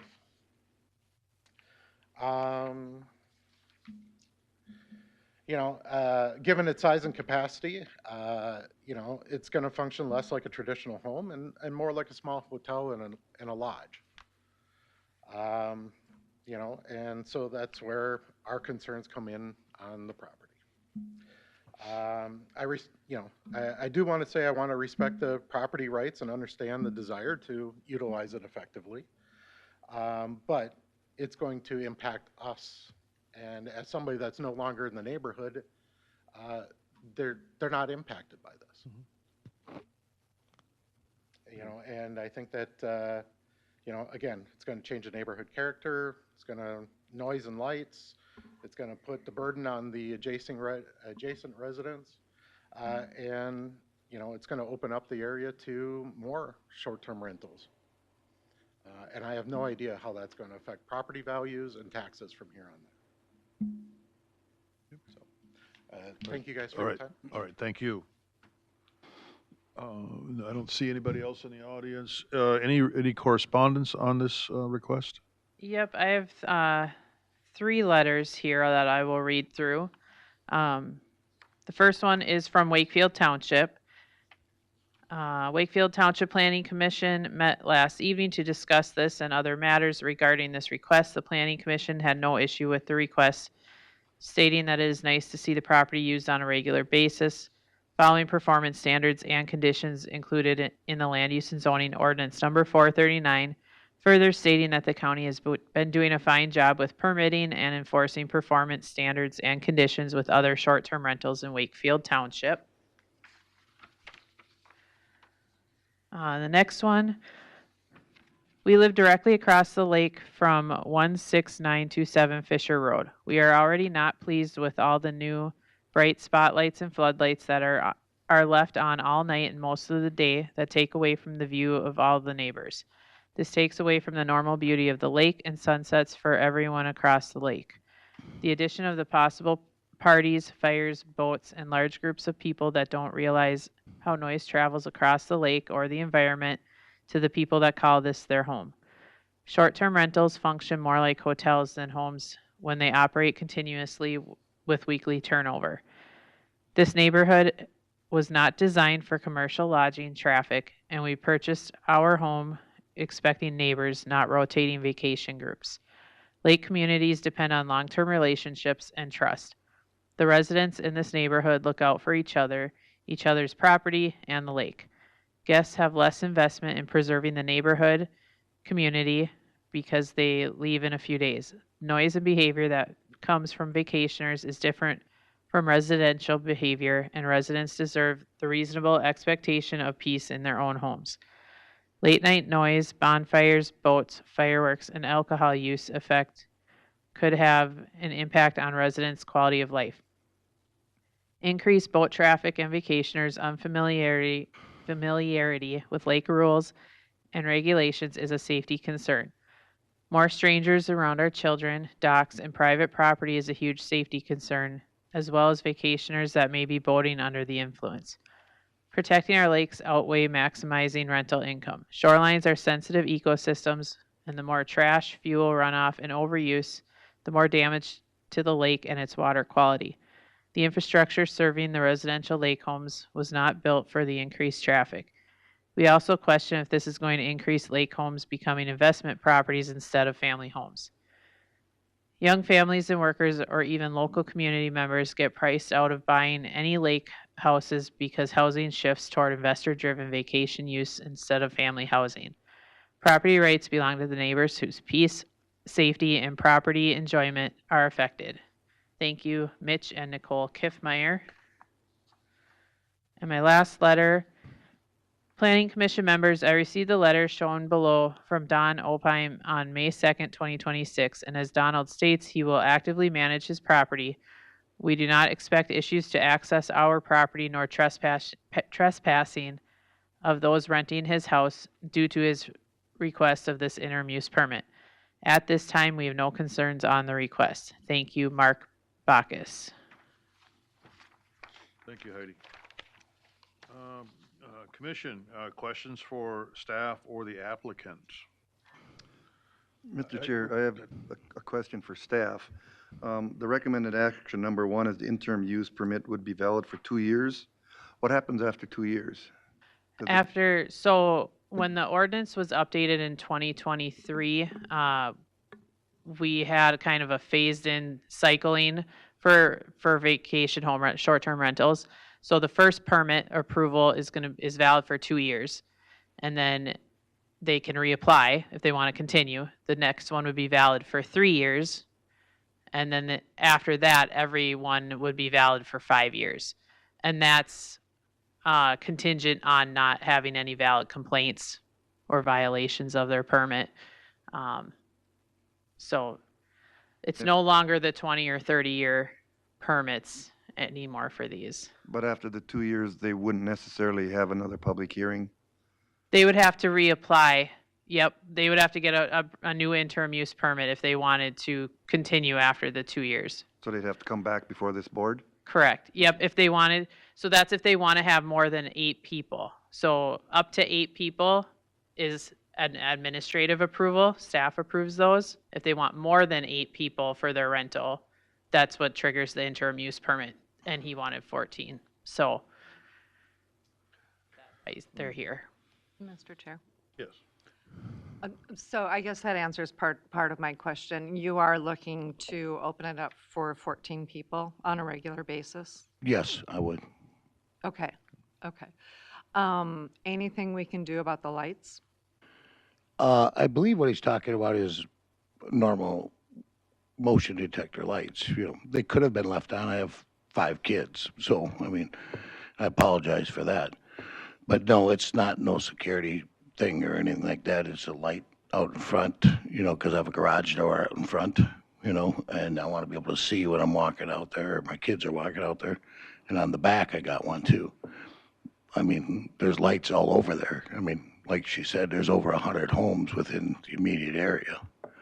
So if I were to drive out at midnight, I wouldn't see a bright light? Not unless it's motion detector, unless the kids Unless I turned it on. sparked it. Yeah, unless the guest or anybody could turn it on. You know, if I'm not there, I don't know if they're turning it on or not, you know? Mr. Chair, yeah, Cindy, I had the same question and concern. You know, we had a restaurant that was on the chain that had issues with lighting, and we just put as a stipulation is that it would be shielded so that it doesn't project out across the lake. I mean, is that a condition we could have? Is that it would be just a shielded light so it's projected down onto the property but not across the lake? I wouldn't mind doing that at all, but we're talking about a lake at dark. I see all their lights across from me. You know, I mean, I can understand if it's that bright, you know what I mean, but it's a security light, you know. I didn't put it out there just so I can go out on the lake and fish or swim or anything like that. It's just a standard security light that motion, when you walk by, it turns on. Now, yes, that could have been left on, but I don't have a problem with it, you know, but what I'm explaining is my side of it is that I see lights all around me. I'm on the lake. Donald, I had a question for you. Did I read the signs right? Is your property for sale? Yes, it is currently. Okay. And I don't know if this is for staff. What happens if the house sells? What happens to the interim use permit? If the property ownership changes, that voids the interim use permit. So the new owner, if they wanted to operate it, they'd have to come back here and get their own permit. So it's different than conditional use permits in that way. Okay. Thank you. Other questions? Yeah, Mr. Chair. Shelley and Heidi, you know, we did put this ordinance change in effect in 2023. And the reason we did switch to a 2-year IUP was to see that, you know, these vacation home rentals and these short-term rentals were, you know, responsible neighbors. We have not had anyone come back, to my knowledge, or get rejected. So has it been effective? I mean, do we have occasional complaints? And of course, the complaints go back to the owners. It appears that it's working. Can you comment on that? Yeah, off the top of my head, I think we've had a couple properties where we've had a complaint or two, and we've addressed those with those owners and dealt with it. But yeah, for the most part, having that 2-year cycle, for the first one, you know, we have now 2023, so we've had some expire. Some have decided not to continue. Some have decided to reapply. So they've reapplied. So now they're in their second 3-year cycle. But yeah, seems like it's working well. So you've not had really a situation where you've denied or had them come back with modifications because there's been a problem? The only one I can think of is that based on the complaints we got, we did have them add not really a full-blown fence, but actual physical screening or barrier marking where the property line was, and it was a very uniquely shaped parcel, so it made sense to have that marked, and that was the issue the neighbor was having, was the renters weren't staying on their property. So that was one thing we did have them add in order to continue being able to operate. Mr. Chair, I could not tell you exactly what year it was, but we pulled the permit for somebody to rent or lease. Yeah, several years ago, we did have an IUP that was advertising and renting for more than what they were allowed to, occupant-wise. And that one did come back to Planning Commission and did get revoked. Probably 4 or 5 years ago. Do you have a comment? Yeah, I mean, as far as, and I totally understand, you know, the party and stuff. The last thing I want is people there, it's over $1 million home, you know. They do, and by part of that, part of the way you, from what I understand, this is my first one and gonna be my only one, but is you raise the deposit higher and you start to really lower it, you know what I mean? And I'm not saying anything bad about people not having money, but it just seems to keep the people that are doing the partying and stuff like that. That's the last people I want there. Of course, they're paying for it. I can't tell them, hey, you can't stop drinking at 10 or whatever. I can't do that things. But if somebody calls me, my phone number, the gentleman that spoke, he has my phone number. Anybody can call me, you know, and say, hey, look. Then with the places that you go through, like VRBO, right, they got strict standards too. I mean, they can't rent another one and they'll go back after them, you know what I mean? And so there is things in place for that, right? I personally won't be there 24 hours a day, right? But my neighbor, Paul Schmidtbauer, will be the guy on site. I mean, he's the next guy up the road, right? And he said that, yeah, he's going to be my caretaker without, you know, or whatever. So if there is a problem, somebody calls me, I'll call him, or I'll leave the number with Paul, or I'll leave Paul's number to where he can go down and tell him, hey, look, you need to wrap it up or whatever needs to happen. But by no means do I want to interrupt anybody's lifestyle. I don't want to do that, right? Understand. All right. I do have. Question. Yeah, go ahead. Yep. No. So in that, so the property management or the caretaker is in nearby, right? So if there is a complaint, they will be able to act on it. Yes. Paul is you see where the road starts coming off of my property there? He's the next house up on the left. He's the first home that you would leave coming in, or last home seeing when you come to my house, first one going out. The other part is all on the other side where you see the point there. That's all wooded acres, and I've already talked to them. Right, I will probably put up no trespassing signs myself because that's their property. That's the Mark Backus. I've already talked with him. Now, Dan, I'm assuming there will be screening of the guests that come in. You're talking about, you know, you're mentioning VRBO. We rented, and it was like background checks and so forth. So you don't get, with all due respect, you know, riffraff, somebody who. I agree 100%, and that's why I'm going through that. I don't want to do nothing on my own. Yeah, and I didn't mean to be disrespectful Let them to do it. anybody. That's what they do every day, and they have a certain criteria, and what they've told me is, you know, because I don't want my neighbors bothered. I don't want the house bothered. You know, of course, yeah, it is monetarily, but you know, I also get the tax benefit too, where I get to pay taxes, more taxes. Yes. And lastly, Dan, I understand, you know, we are property owners and we have lights and so forth, but would you consider to use the shield lights? See, this is turning into a business. Yeah, I don't even know what they are. It's just changing. It's just a piece of sheet metal that goes over the top and down like this so that it doesn't go across, or else the light is projected down instead of just out. Imagine having a, That's not a problem at all. yeah, right. I do sheet metal, so, Okay. yeah, we can. Many of the streetlights we can make that. are that way, so they project down so that they light the street. Oh, yeah, I know what you're doing. Okay, Yeah, now I know that's what what you're, I mean. yeah. Okay, I wouldn't have a problem with that at all. okay. Mr. Chair, Yes. I'm glad everyone went out for a site visit. You got to drive on that road going in. I was just hoping nobody was coming the other way. I can't, I mean, living on a road that's wide enough for 2 or 3 cars to go past, I can't imagine living on a road like that, to be honest with you. You must be backing up all the time to let people go forward or backward or. Well, you start learning each other's schedule. I took care of the road because I was the luckiest one, the last one on the road, right? But it's got its benefits also. You know, you don't have a lot of people just driving by, you know, that don't know that, and they're not going to just go down that road because it goes for a little while, you know. See, and it brings me to my concern. You're going to have new people coming every week.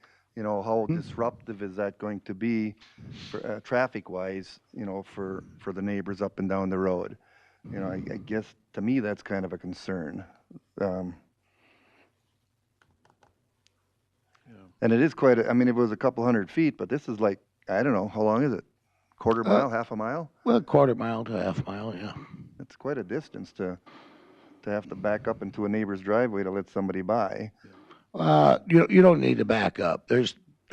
Like I said, I took care of the road. I made pull-offs and I talked to all the neighbors. And there's houses. You see all them lots. There's houses everywhere along there. So there's a driveway everywhere. I've never had to back up. I mean, I might have to back up 20 feet, you know, to go into a driveway or whatever. It seemed like there's a fair amount of cement for turnaround and things like that there. At my house? At your house. Yeah, the whole thing is a turnaround when you go there. Yeah. Regarding the road, I don't know if we have a way of knowing this, but has Cold Spring Fire weighed in on any concerns about if they had a fire getting back there? They did submit a letter that just said that they can serve the property. They will serve the property in the event of an emergency.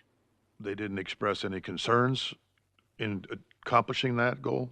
They did not. Okay. All right.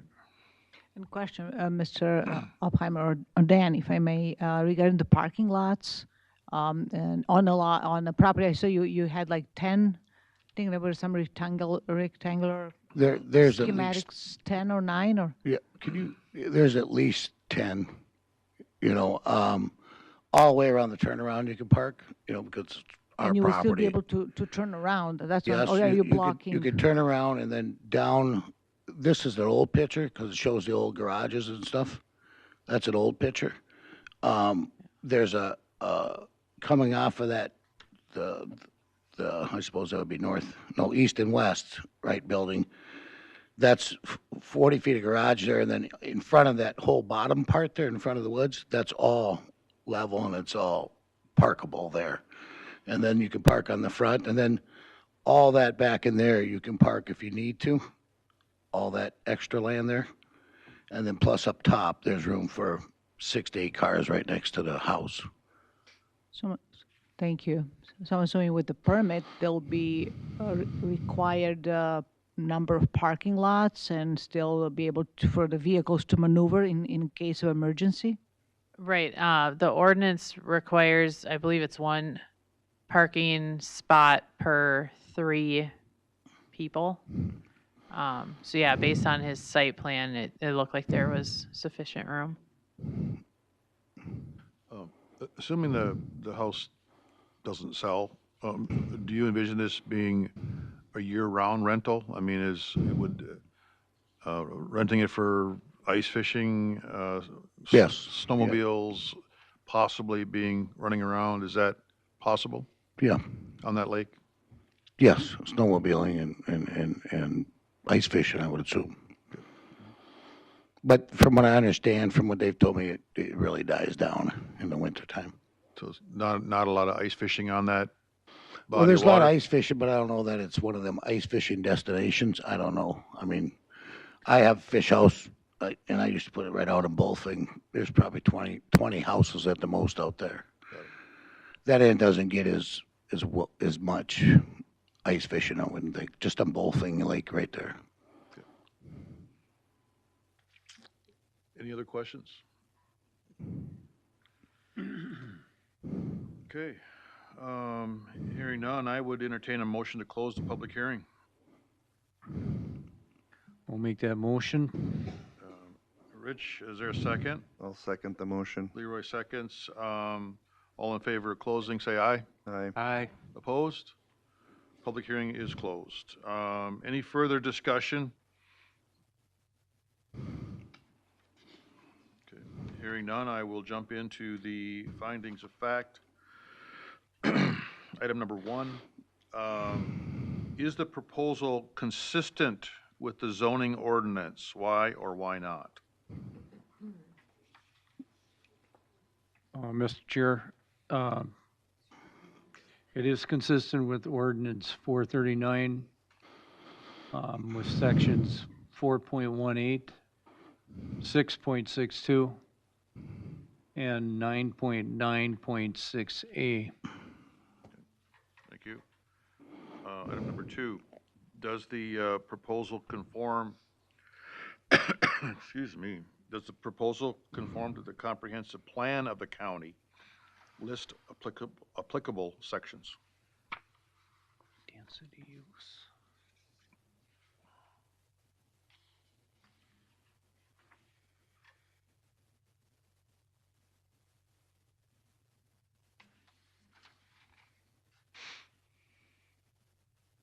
Mr. Chair, I think it's consistent with business pillar and goals, the county regional prosperity by being globally competitive, increase the value of county economic production, acknowledge tourism as economic value. Any other comments to the comp plan? Item 3, is the proposal compatible with the existing neighborhood? Why or why not?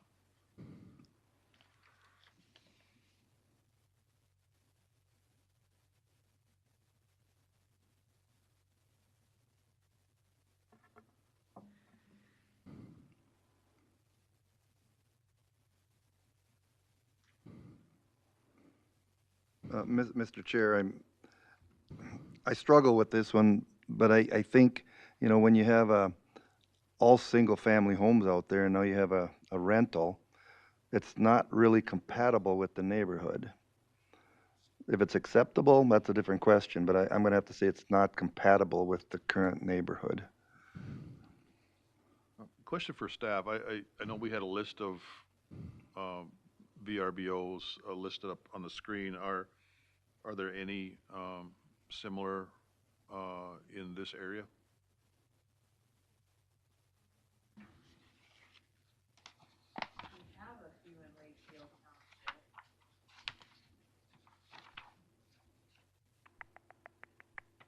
There's one on Cows and Bullfing. Knaus and Bullfing. Yeah, the A. Higgy House and Pam Winter. Those two. Yeah, I think those are the closest to this one. Those, that A. Higgy House and Pamela Winter. All right, thank you. Mr. Chair, if I could just ask Steph, do you know how many of those are investor-owned and how many are private where maybe people live in them and they rent them out part of the year? I wouldn't know off the top of my head. It's definitely split. It's probably close to a 50-50 looking at that.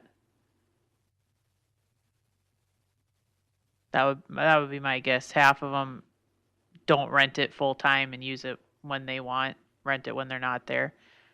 And the other half, I think, are more, that was their intention when they bought it, was to rent it.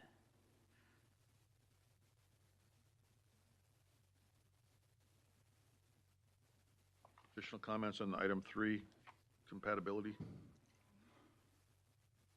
Item number 4, how has the applicant demonstrated that standards and criteria stated in the ordinance will be satisfied?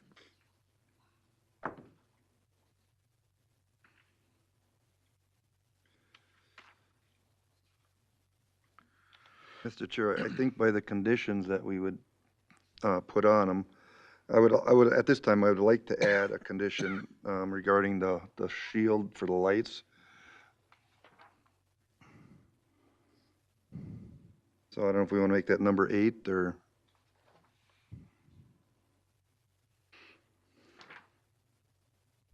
And Mr. Chair, he has submitted a drinking water lab test to show that water isn't contaminated with nitrates or coliform.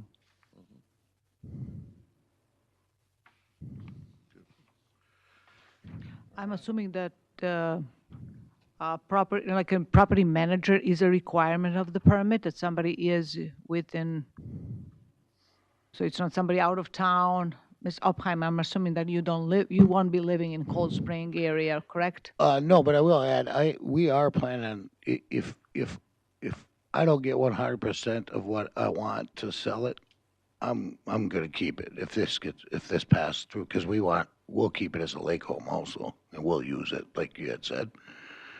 And then I don't gotta buy the lake home. But, I am the property manager, but there will be a caretaker Caretaker, maybe. right down the road, Paul Schmidbauer. The ordinance requires that someone be to respond within 30 minutes. We have interpreted that to be not necessarily physically respond to the property, but be available by phone to respond to complaints and whatnot within 30 minutes. That's what the ordinance currently. That's not a problem for me. I have an emergency business now. I've been awake at night before for problems. Would your on-site, I apologize, I don't remember his name. Paul Schmidbauer. Paul, would he agree to that? Would he agree to that kind of response time? Yes, I mean. He lives there permanently or Full year-round? time, yep. Okay. Okay, item number 5, other issues pertinent to this matter. I believe we have heard from Wakefield Township, and they are in support of it. Other items could include federal, state, local permits, environmental concerns, groundwater, surface water, information submitted regarding the impact of property values in the area because of this proposal, public health, safety, traffic generation impacts, public service and facilities, including schools, parks, streets, and utilities, and financial assurance required to guarantee reclamation or cleanup. I don't believe applies in this case. Any of these issues pertinent to this matter? Well, Mr. Chair, I think traffic impacts will be a huge thing, and I, to be honest, I'm going to vote against this because of the traffic impacts on what I think will be there.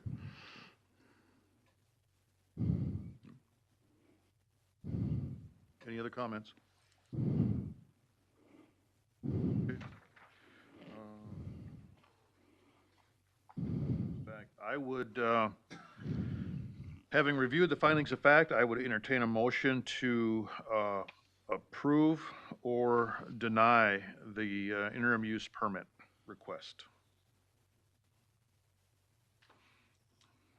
Mr. Chair, I would make a motion to approve the request with the addition of the additional. Okay. A motion to approve Recommendation. made by Cindy. Is there a second? I'll second.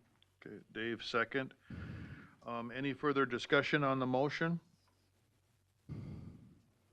So there's a motion and it's been seconded to approve. All in favor signify by saying aye. Aye. Aye. Opposed? Aye. Or nay. Okay, let's see, we'll mix up the order this time.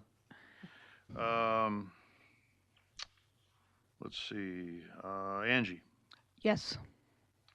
Rich, No. Leroy, No. Dave, Yes. Cindy? Yes. And I'm a yes, 4-2 by my math. Yep. It was approved. Thank you. It will go to the county board, the full county board on June 9th. Thank you. All right, thank you. Uh, One other item on the agenda, I believe, is the minutes from March 26, 2026. They're part of the packet. I would entertain a motion to approve the minutes. Mr. Chair, I will make a motion to approve the minutes. Okay, Cindy approves, second. I will second that. Rich. All in favor, say aye. Aye. Opposed? Minutes are approved.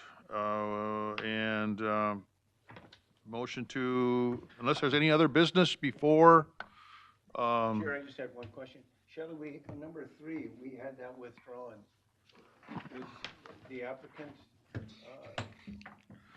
the lady, we need gravel, you know, and Yeah. I'm just wondering that road needs some gravel, and I was just wondering where we did, how was that withdrawal taken? So that applicant applied in hopes that they would be the low bidder for that project, and they weren't. Okay. They withdrew, and the low bidder will actually be applying for the June meeting, so it's coming up. Okay. So, yeah, they were trying to be proactive in the hopes of being a low bidder, but they didn't get it, so. So that was a premature application, kind of. Yeah, it was, or it was planning ahead. Right, true enough. Yeah, True enough. because now the next one is not happy with the timeline that they're on now, so, Because it is a resource, yeah. yeah.